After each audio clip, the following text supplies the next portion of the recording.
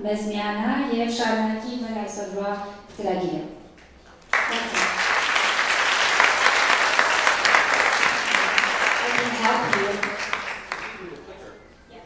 Good morning, everyone.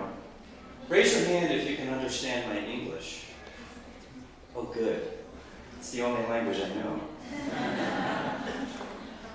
Next question. Raise your hand if you would like to learn how to make a successful business. You're in the right spot. Let's begin.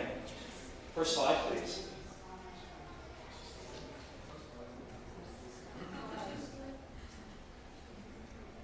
Take a look at this quote from Confucius. It's very important. Yes. You are going to have a lot of people telling you, you're wrong. Your idea is not good enough. It's impossible. I encourage you not to listen to those people. They will not help you. If people are not going to help you with your idea, if people are not going to encourage you to be successful, I encourage you to stop listening to them. The impossible is actually possible. Most of it is based on your mindset. Next slide, please. I'm going to ask you to take out a pen and a piece of paper. We're going to do a little game, and we're going to score on a little quiz. Between 0 and 10 is the scoring. I have taught thousands of students at Harvard University, and I have noticed, this is not scientific, but I have noticed personality characteristics in the students, as well as myself, in the 6 startups that I've had. Now again, this is not a scientific study, it's simply my observation of 10 characteristics of the mindset of an entrepreneur, and I want you to take score of how close you are to a 10. Now, even if you score a 0, it doesn't matter. I'm going to show you how to get to a 10. Let's go to the first one. Raise your hand if you're considered an impatient person. You like to do things now. You don't like to wait around. Good. Whoever raised your hand, score 1 point.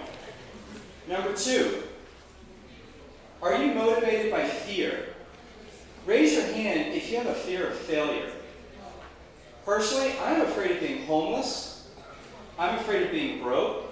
I'm afraid of being unemployed. Fear is a motivator. Instead of it stifling me or hurting me, I use it as fuel to move forward. Score another point if you're motivated by fear. Number 3, are you resourceful? Raise your hand if you see relationships in strange areas that normally don't fit together. You can see those relationships. Excellent. Score another point for yourself. Number 4, raise your hand if you get bored really fast. Yes. We love change. Do you like novelty? Do you like change just for the sake of change? Do you know why I'm in Armenia? Because I've never been to Armenia and I want to see what's here. That's the reason why I'm here. I love change. I love variety. I've never been to the Middle East. On purpose, I got my flight to go through Qatar because I wanted to say, I've been to the Middle East. I wanted to see what it looked like. It was brown, actually. It was very brown. It was a very beautiful airport, though. Number 5, when someone says no, does that stop you? Good. Give yourself a point for that. Entrepreneurs don't hear the word no. What we do hear is we hear not this way. Try another way. We don't hear no. I consider myself like a begging dog. You ever had a dog that comes to dinner and they beg and they wag their tail and they're being nice, they want the food, and then maybe they scratch you, and then maybe they're barking, and maybe they just sit there and stare at you, and eventually you give them the food. Because they don't take no for an answer. They're persistent. Next. Resilient. Raise your hand if you just keep going no matter what. If this is excellent, there's a lot of you. What helps me be resilient? There's nothing else to do. If one way didn't work, I could just sit on a park bench for the rest of my life and say, wow, it didn't work. Now gives me resilience is that there's nothing else to do. Life's boring. Let's just try something else. Eventually, if I act like my dog begging at the table, I'm going to get that scrap of meat. Number 7, do you accept risk? Do you like calculated risk? Raise your hand if you like risk. Excellent. Give yourself another point. Ambitious. Do you love challenges? Raise your hand if you're ambitious and you love a challenge. Excellent. Probably most of you can give yourself a score for that because it's Saturday and you're in a school. So give yourself a point for that one. Number 9. Do you listen to different people? Raise your hand if you listen to different people. One thing that I tell my students is to take a look at your face and other people's faces. We have twice as many ears as mouths, which means listen twice as much as you talk. And if you talk a lot, I used to talk a lot, well I still do, like right now. When you're talking, you're rarely learning. You learn when you listen. You don't learn too much when you're talking, although it's fun to talk and teach. But the more you listen, the more you can learn. Hyperfocus. Do you get obsessed about something where you're like, I am just going to keep doing this until I figure it out? Raise your hand if you can get hyper-focused and obsessed until you get that goal. Excellent. So that's the 10. Raise your hand if you got at least 1. Raise your hand if you got at least 1 out of the 10 up here. Every hand should be up. If you got at least 1 of these, yes. Keep your hand up if you got at least 2. Excellent. Keep your hand up if you got 3. 4. Stand up if you had 5. If you had 5, stand up. Yes. Very nice. 6. 7. 8. 9. And 10. Give yourself a round of applause.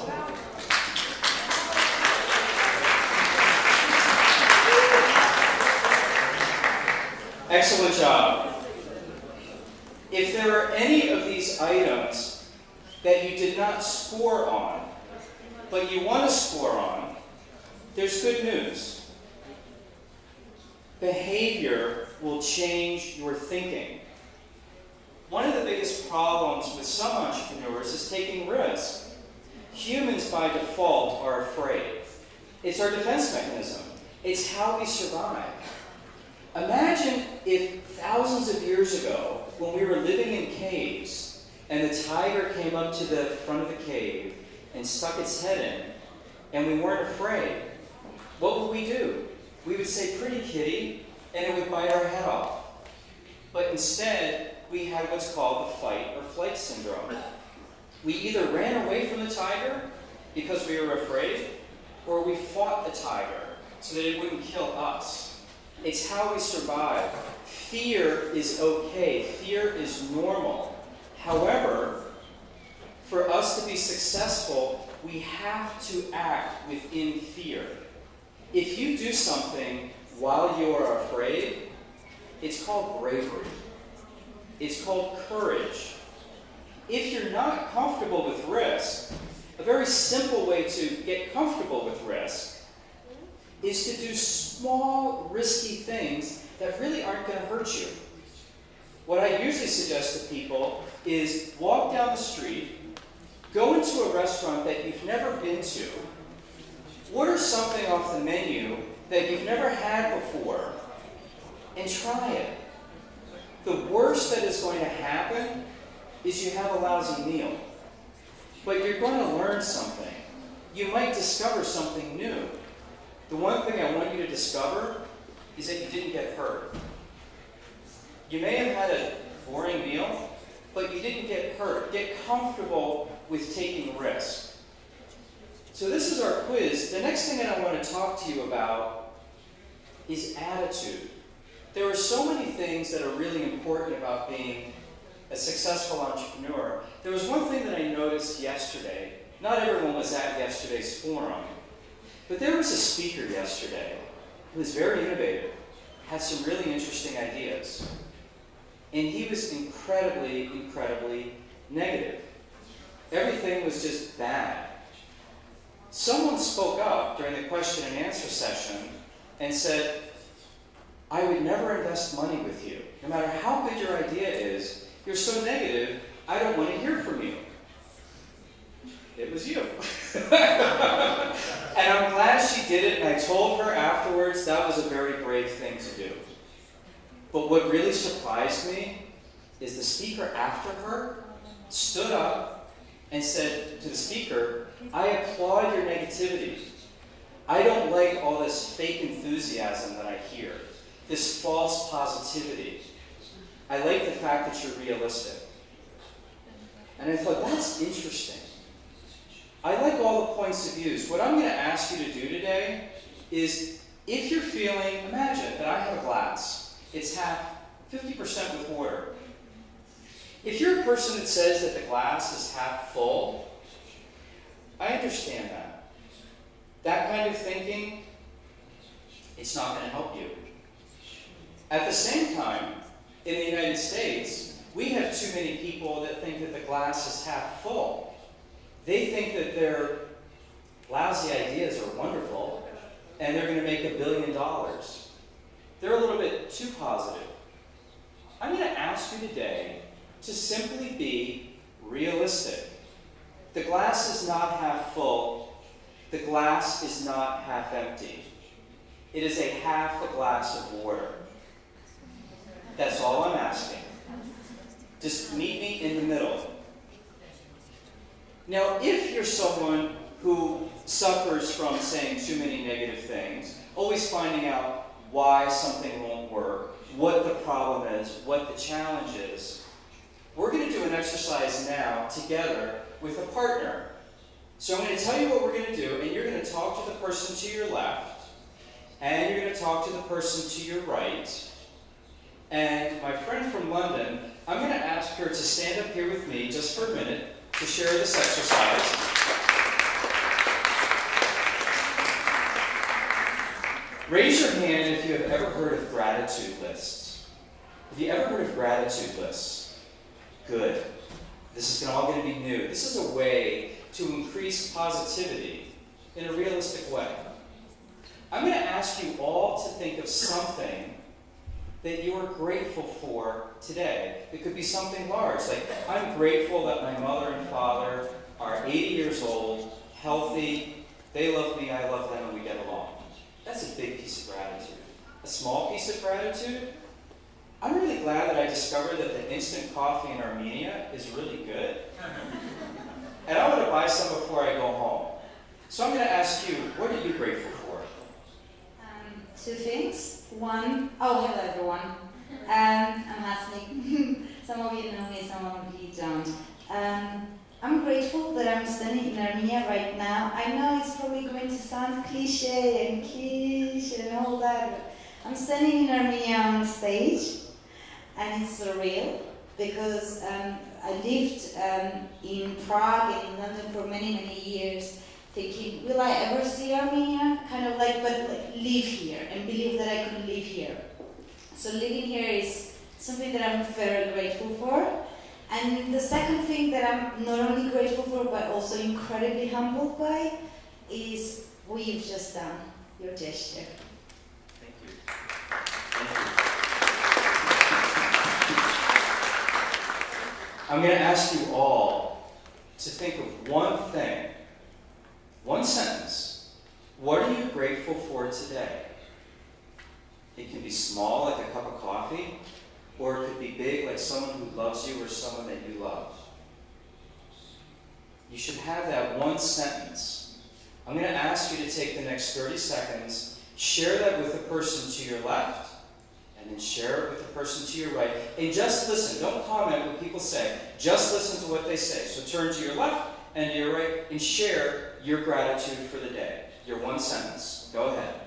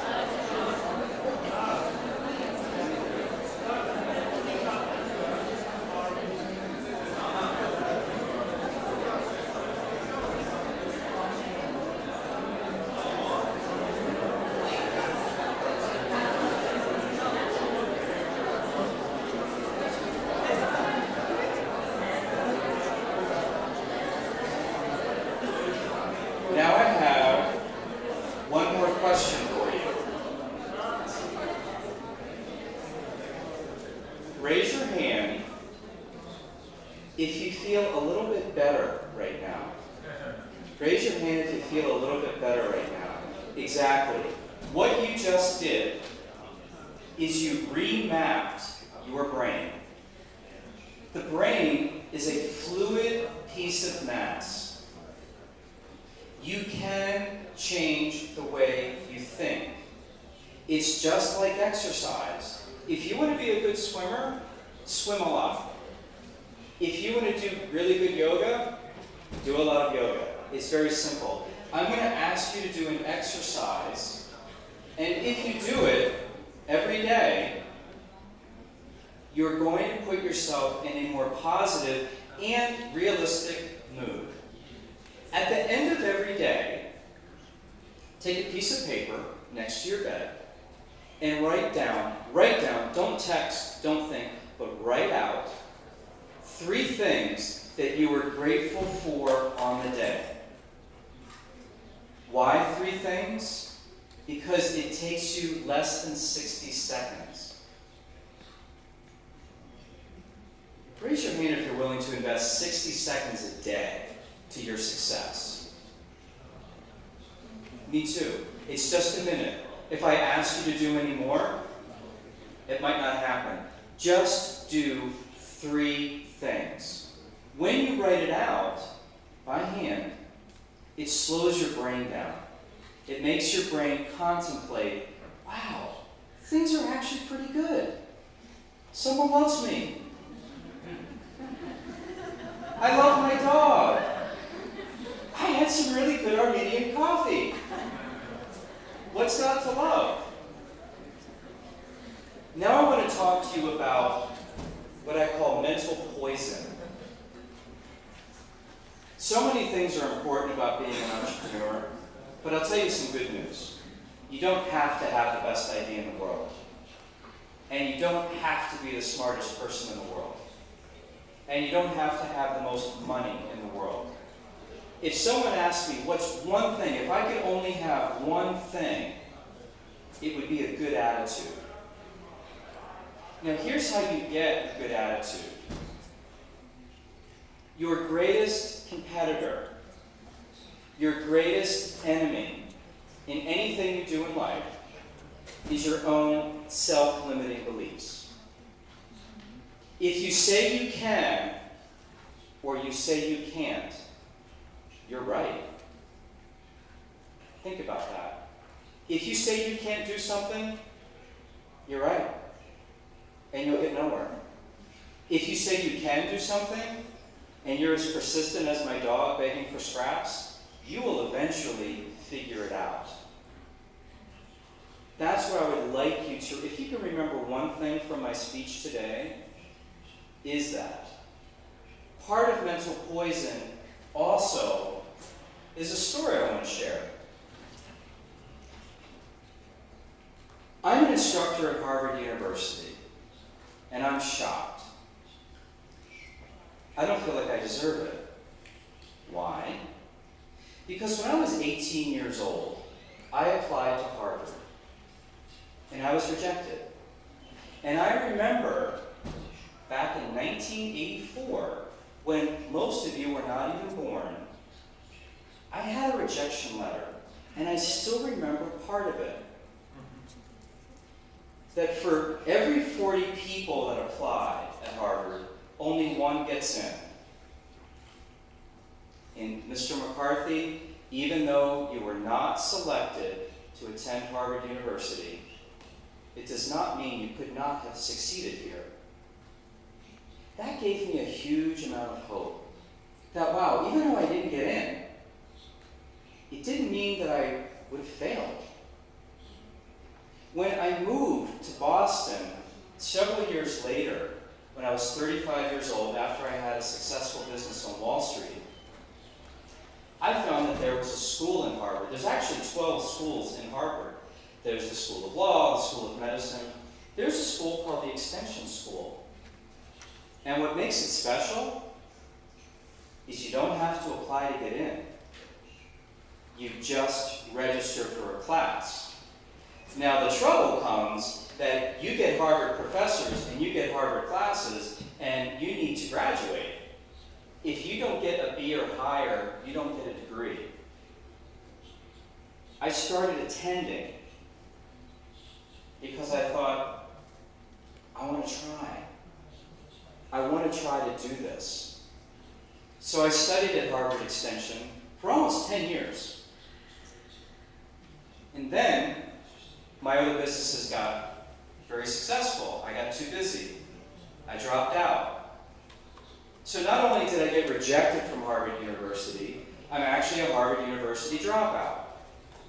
Now, why did I drop out? I started my third startup in the Entrepreneurship and Innovation class. It went well. I said to the professor, I'm going to take the class again. But how do I do it? I don't want to pay the tuition. I don't want to do another startup. That was the class assignment. He said, well, how about you be the grader? Just grade the students for the semester. You can take the class for free. Okay. The next year, he said, would you like to be the teaching assistant? Okay. And I went to my professor and I said, I'm treating my students like clients. They have some problems. They don't know how to build teams. They don't know how to choose teams. They also don't know how to pitch. They don't know how to present. Could I teach them how to do that? Sure. Saturday workshops at Harvard, there I was, teaching students how to do what they needed in a class that wasn't being taught. 5 years of this, and I finally got invited. Or actually, I invited myself. I went to the professor and said, could I teach the class with you? And you know what he said to me? I really like the way things are set up right now. That's fine. I don't take no for an answer.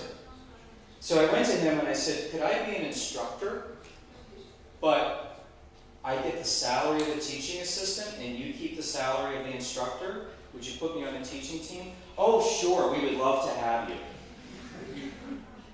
Now all of a sudden, I'm teaching at a school that I dropped out of and rejected me 30 years ago.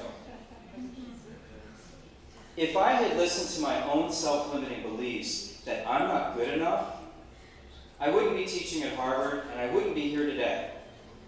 So what I would encourage you to do is put your self-limiting beliefs away. Stay realistic. If there's something that really is impossible, like walking upside down, fine. But don't knock yourself out of the game before you even start. That's the one thing I would like you to do. And also, be mindful of your friends. Some of us have friends that are pretty negative. They love to tell you what's wrong with your idea. They love to tell you why it's a lousy day. They love to tell you why things suck. I encourage you to consider either deleting their number out of your phone or sending them to voicemail. You may also want to consider not sharing your startup idea with people who are just going to tell you what's wrong with it. They're not going to help you. You can make it your little secret, but share it with people who are willing to encourage you. So now we're going to move to the next section of the talk of how to make your pitch. Can we go to the next slide? So you're all going to have this scorecard, and this is basically a map that's going to show you exactly how to take your idea in whatever form it is right now and to organize it and to synthesize it. Now, I've had 6 startups. I'm going to share with you one of them that had the most creativity in it so that you can relate to it. And I'm going to ask for your help in filling out the scorecard. When we're done with my scorecard, I'm going to call 1 or 2 of you up here to fill out your scorecard so that everyone can see how it's done. Here's the first step, your big idea. How are you different? What need are you filling? So let's take my example. I am 50 years old. When I was 36 years old, I retired from a business I had started on Wall Street. And I thought, well, this is the American dream, early retirement. It wasn't a good idea. I got bored. I bought a vacation home. I started smoking because there was nothing to do. I started smoking a lot of pot because there was still not much to do. I started drinking a lot of alcohol because there was still nothing to do. Early retirement basically turned me into an alcoholic and a drug addict. And then life got worse. I started getting panic attacks. I started getting depressed. I started sleeping till noon because I had nothing to wake up for. So what did I do? I went to the doctor. And Americans love to take pills. Hi, I'm sad. Give me the happy pill. That didn't work either. What it did give me is it killed my sex drive and it made me fat. I went back to the doctor and I said, I wanted an antidepressant, not a depressant. I went through 24 different prescriptions. Nothing worked. Out of desperation, I went back to Harvard Extension to study mind-body medicine. I was taking an emotion class, and I learned about a section of medicine called orthomolecular medicine. Raise your hand if you ever heard of it. Wow, one person. That's amazing. Biology. Biology. Excellent. He should be on your team. I asked myself, orthomolecular medicine is food for medicinal function. It never got very popular in the United States because when we started learning about it, that was when pharmaceutical drugs came out. Pharmaceutical drugs were much more potent, much faster acting than food. However, pills have side effects, and that's the only thing I got. Out of desperation, I tried food for my mood. Within 48 hours of drastically changing my diet, stopping smoking, stopping alcohol, stopping marijuana, and eating kale and spinach and having breakfast, within 48 hours, I had my last panic attack. My depression went away, and I was so excited. I called my mother. And guess what my mother said? Michael, that's great that you're getting out of bed before noon. I'm really proud of you. Why don't you go back to work? And I got an idea. I've had 3 businesses. Why not make another one? So I'm going to ask you, based on my own customer pain, my own experience, if you were going to start a business for me, what's my big idea? What kind of business should I go into based on what I just told you? Raise your hand if you have an idea. In the back. Food for living. Food for living. Anything else? Entertainment. Food what? Entertainment. Entertainment? Anything else? Yes. Psychology. What? Psychology. Psychology. Yes, sir. Healthcare. Hand care? Healthcare. Healthcare. Yes. Making wine. Making wine. Okay. Yes, sir. Festivals. What? Festivals. Festivals. Festivals. Yeah. Yes. Self-depression? Oh, self-expression. Yes. What? Coaching. These are all excellent ideas. I'm going to ask you to hone this into a product. A manufactured product, yes. Food for mood. Excellent. She knows my tagline. I decided I'm going to make food for mood function. Oh, you did? I did. Oh, I don't like percentage. I already sold the company. Sorry. But it's a great idea. So how am I different? Well, I want to make food for brain function. Specifically, I want to make food that's going to help people with anxiety and depression. What need am I filling? Depression, anxiety, for people that don't like to take pills. How am I different? This is food that helps mood. It's not just food that tastes good. That's my big idea. Next slide. Now imagine for you, with your idea, fill out that question with one sentence. One sentence. She came up with it. I make food for mood. What is your one sentence? Step 2 is customer development. So take a look at the customer. Who is your target customer? Everyone is not your customer. Why will they buy your offering? Based on what you know so far, I am making food for mood function. Who is my customer who is going to buy my food? Raise your hand. In the back. Depressed people. Exactly. Thank you. That's it. Next box. Product or service. What are you selling and be specific? Raise your hand. What am I selling? What? Did you say blood sample? Next question. Oh, placebo. I thought you said blood sample.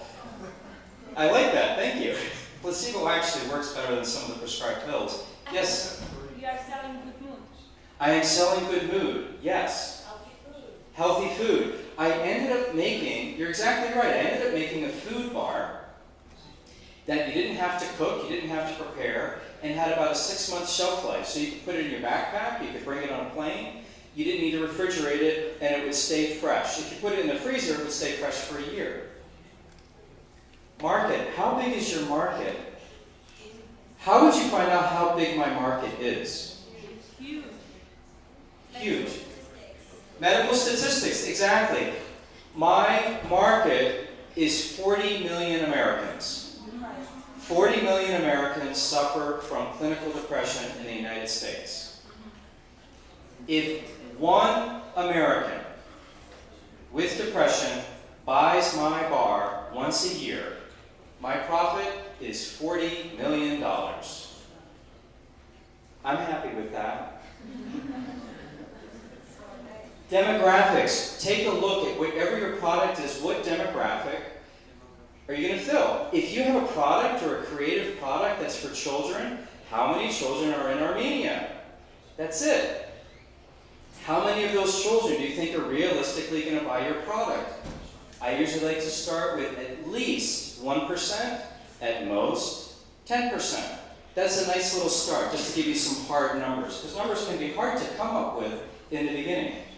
Vehicle or channel, how am I going to get my product to my customer? If I have a food bar, where am I going to sell it? Raise your hand. Online, yes, I did sell it on Amazon.com. Where else could I sell it? In the back. Supermarket, exactly. I sold it at Whole Foods, which was the largest organic supermarket chain in the United States, where its nickname is Whole Paycheck, meaning you need your entire weekly paycheck to afford a bag of groceries. And it was true. My product was expensive because it was very healthy ingredients. That's step 2. So each of these can be filled out with one word, no more than one sentence, is my suggestion. Next. Revenue development. Revenue. How am I going to generate revenue? How many revenue streams are there? Okay, how am I going to make money with my food bar? Raise your hand. How am I going to make money with it? Yes? Added value for the product. Added value for the product? Yeah. Anybody else? How am I going to make money with, I make a food bar, it's sitting right here. How am I going to make money with it? I sell it. Exactly. I'm simply going to sell a food bar. Before selling, you have to market it first.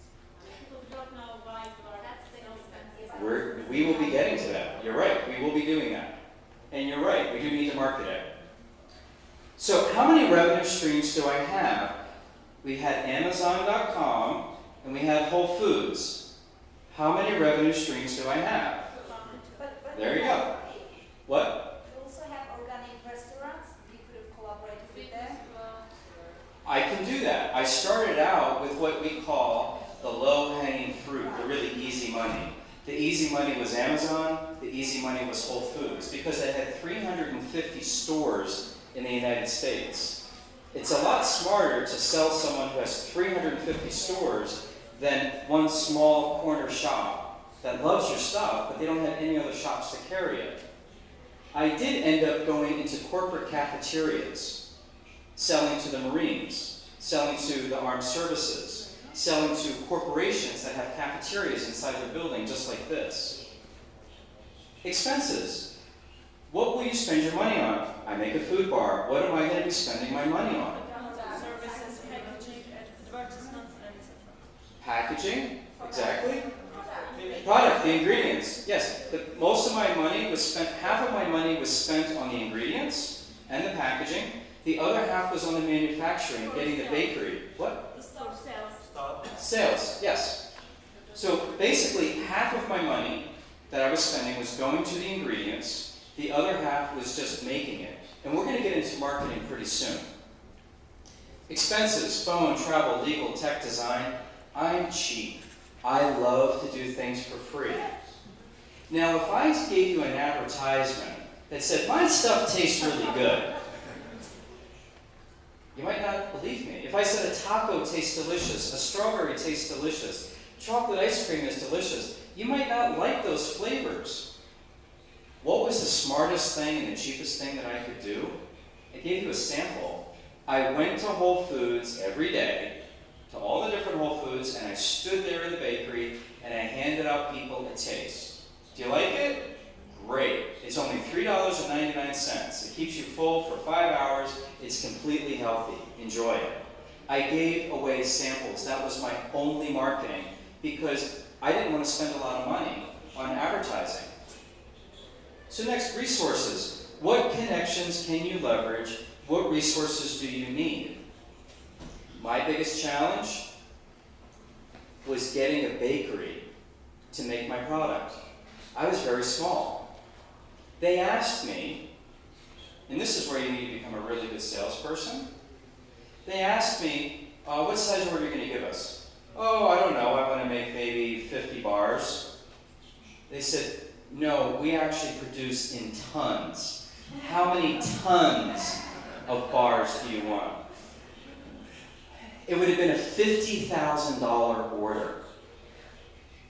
I didn't want to spend that.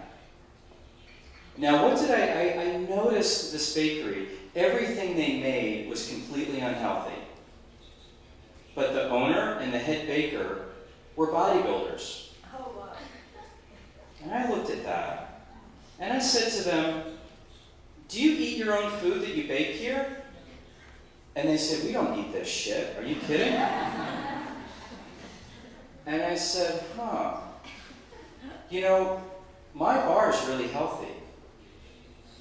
Would you be interested in baking a product that you were proud of?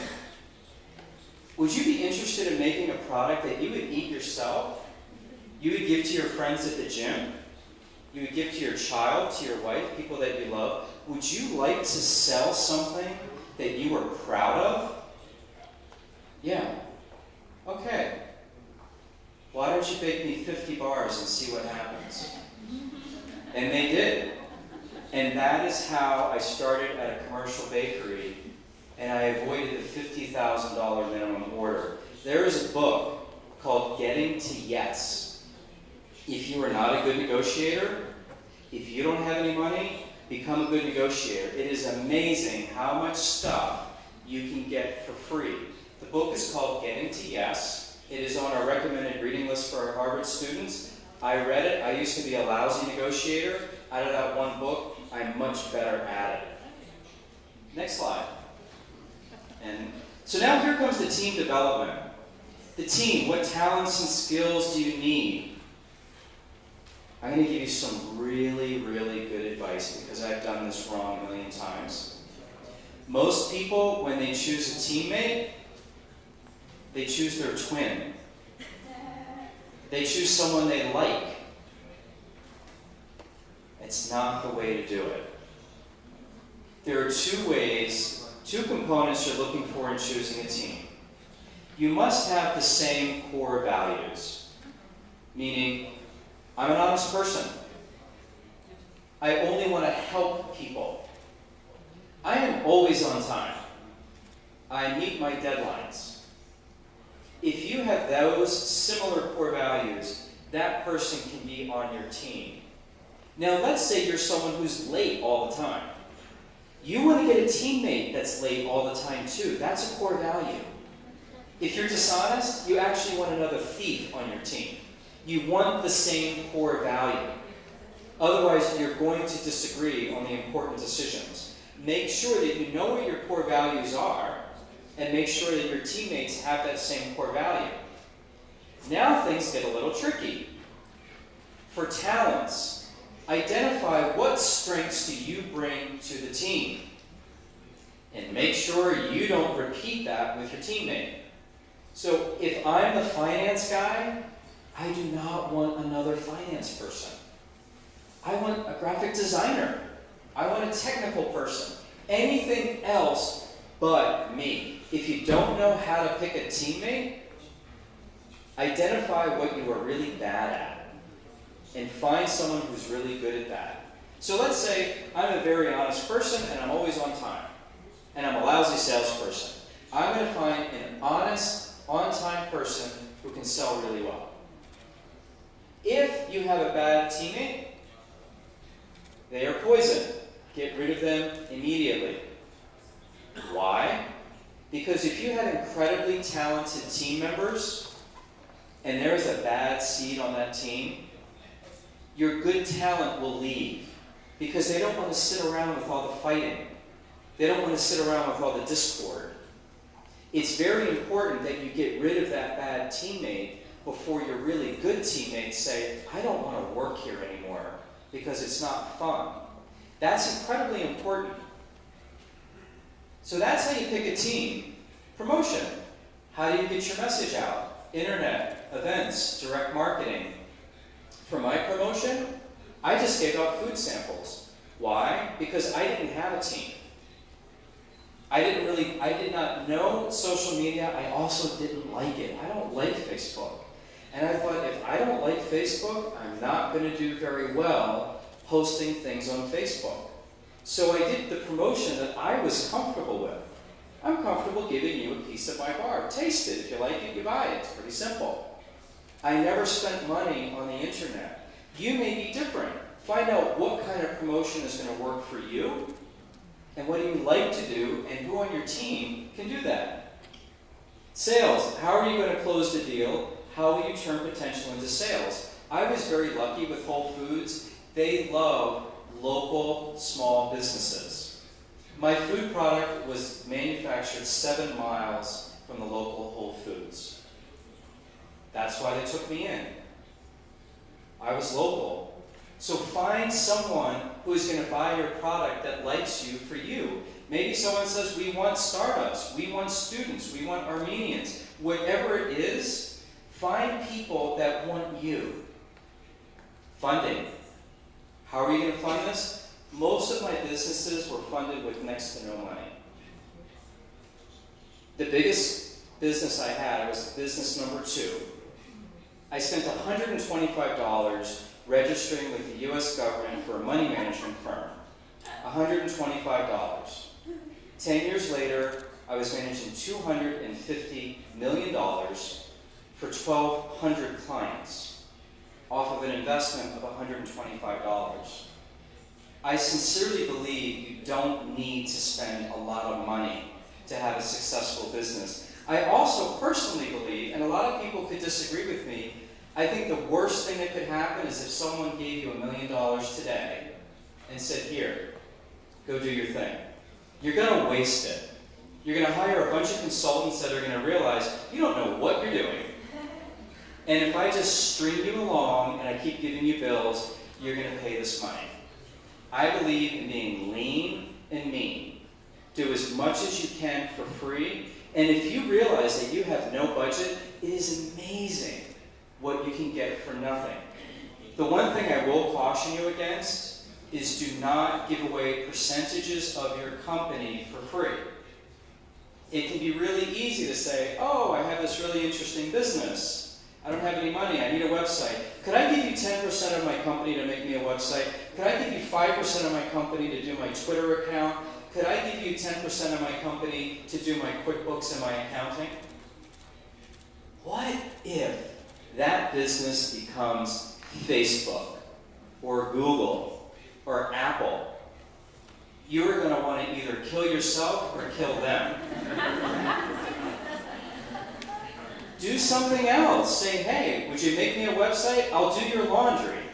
I'll mow your lawn. I'll walk your dog. Do barter. I've done it. I babysat a friend's dog in exchange for getting advice. He's a senior vice president at IBM. And he gave me advice on how to price my consulting services.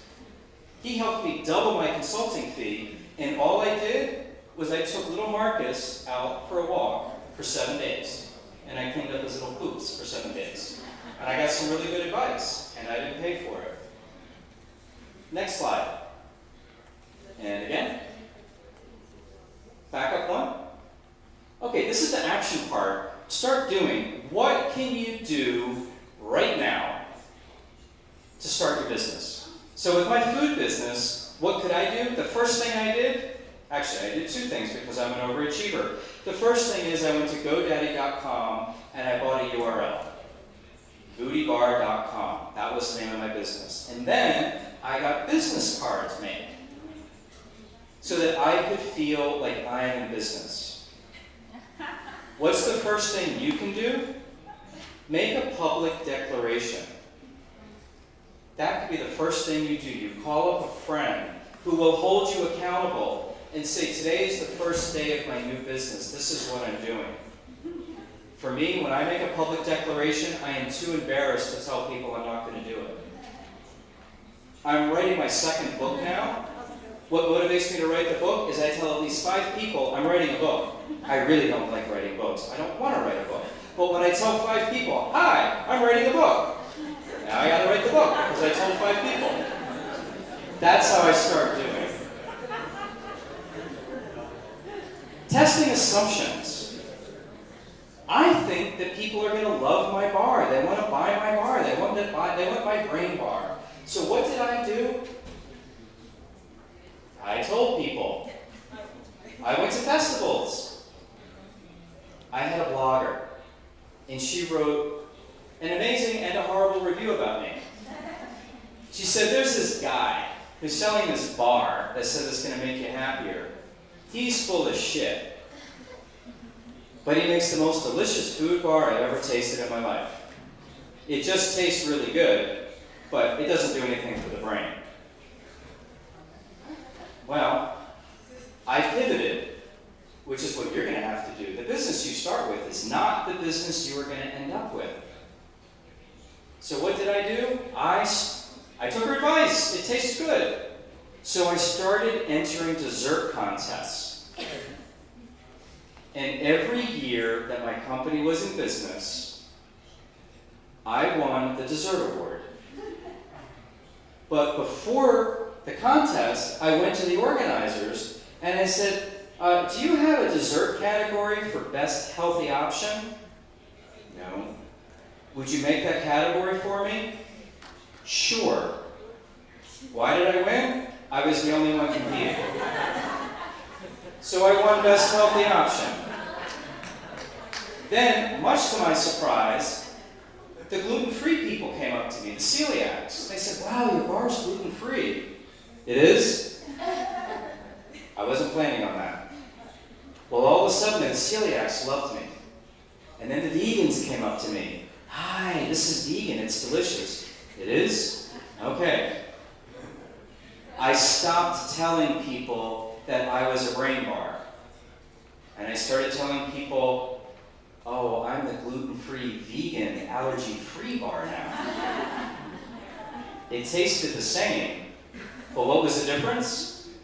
I got into every Whole Foods in the Northeast United States. After 2 years, I got bought out. And now I teach. Now, if I had stayed pushing people on a brain bar, I would still be standing in the grocery store handing out samples. Listen to your customer. You may say, hey, we do this great product. If your customer's using it a different way, listen to them. Listen to them. So this is basically the end of our presentation, and we have, 20 minutes? We're done? Okay. Everyone, when you fill this out, try to answer this all with one sentence. Good luck, and thank you.